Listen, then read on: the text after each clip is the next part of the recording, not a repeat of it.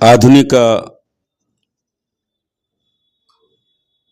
అంబేద్కర్ కంటే ముందు సర్ సయ్యద్ అహ్మద్ ఖాన్ వారి వర్ధంతి సందర్భాన ఒకే విషయము నేను క్లుప్తంగా అయితే బ్రదర్ మానవుని గారు మాట్లాడారు. ఒకే విషయము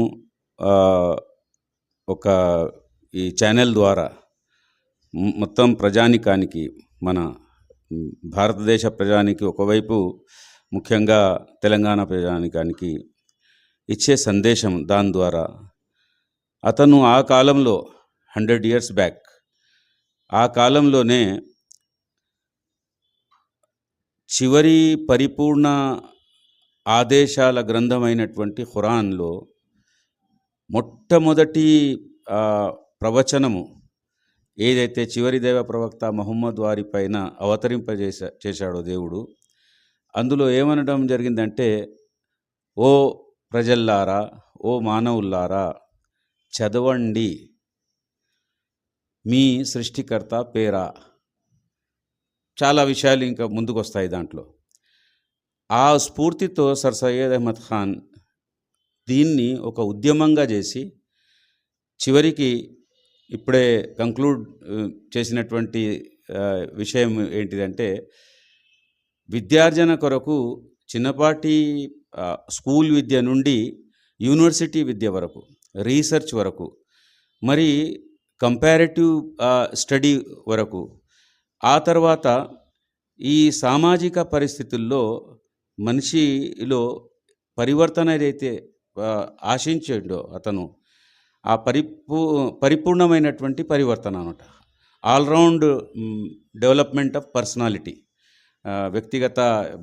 వ్యక్తి యొక్క పురోభివృద్ధి, పరిపూర్ణ పురోభివృద్ధి. అయితే ఆశ్చర్యం ఏంటిదంటే, ఇన్నాళ్ళు ఆ కోవలో వచ్చిన సక్సెసివ్ ప్రభుత్వాలు పనిచేస్తున్నాయి. అంటే ఇప్పుడు యూనివర్సిటీస్ తీసుకుంటే 100ల్లో వచ్చేసినాయి, కాలేజీలు తీసుకుంటే 1000ల్లో ఉన్నాయి. ఈ విధంగా చదువుకున్న వాళ్ళ పరిస్థితి చూసుకుంటే ఇప్పుడు 70-80% అంటున్నాం కదా మనం, ఆ పరిస్థితి.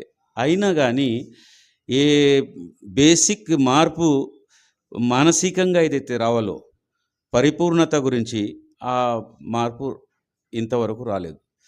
కాబట్టి తెలుగులో ఉన్నటువంటి సామెత, ఎక్కడేసిన గొంగడి ఎక్కడలాగానే మానవుల యొక్క పురోభివృద్ధి పరిస్థితి, లేకుంటే సమసమాజ స్థాపన, లేకుంటే అందరికీ సమాన హక్కులు, అవన్నింటిలో ఇంకా చాలా వెనుకబడి పోయాం మనం, మన హక్కుల సాధనలో, ఆ విధంలో. కాబట్టి ఈసారి ఒకసారి నెమరేసుకొని ఈ సందర్భంన అతను ఆశించినటువంటి పరిణామాలు ఇవి: పరిపూర్ణ వ్యక్తిత్వ పురోభివృద్ధి, దానివల్ల సమాజంలో మార్పులు, సామాజిక మార్పులు. దేన్నైతే మనం ప్రశ్నించుకుంటున్నాము, ఈ రోజుల్లో నినాదాలు వేసుకుంటున్నాము, పార్టీలుగా మారుతున్నాము, పనిచేస్తున్నాము. కానీ 75 సంవత్సరాల వసంతాలు అయినా కానీ మనం ఇంకా దానికి చేరుకోలేము. అయితే ఈ సందర్భాన ఏ స్ఫూర్తితో సర్ సయ్యద్ అహ్మద్ ఖాన్ గారు పనిచేసి ఆ కాలంలోనే రిప్రజెంటేషన్ పొందారో, రిప్రజెంటేషన్కి కారకులయ్యారో, అందరికీ, సమాజం అందరికీ రిప్రజెంటేషన్ అంటే రిజర్వేషన్స్ అనుకోండి, ముఖ్యంగా పొలిటికల్ రిజర్వేషన్. మరి ఈనాడు మోదీ గారి నాయకత్వంలో వచ్చిన ప్రభుత్వం సందర్భంలో దాన్ని చూసుకుంటే, అదే కమ్యూనిటీ, ముస్లిం కమ్యూనిటీ కంటిన్యూస్, వేరే అన్ని కమ్యూనిటీస్, ముస్లిం కమ్యూనిటీకి అయితే 0 చేసేసారు. ఇప్పుడు రిప్రజెంటేషన్ 0 చేసేసారు. ఎక్కడ లేదు, పార్లమెంట్లో లేదు, అసెంబ్లీస్లో లేదు, ఎక్కడ లేదు. ఈ వైపు మనం అందరం దృష్టి సారించి విద్యతో రావాల్సినటువంటి ఆ పరిణామము, ఆ చేంజ్ వైపుకు మనం ముందుకు సాగుతామని ఆశిస్తూ, మరొకసారి నా యొక్క హృదయపూర్వక నివాళులు అర్పిస్తూ ఆ గొప్ప వ్యక్తికి విరమిస్తున్నాను. జై మూల్ మానవ్.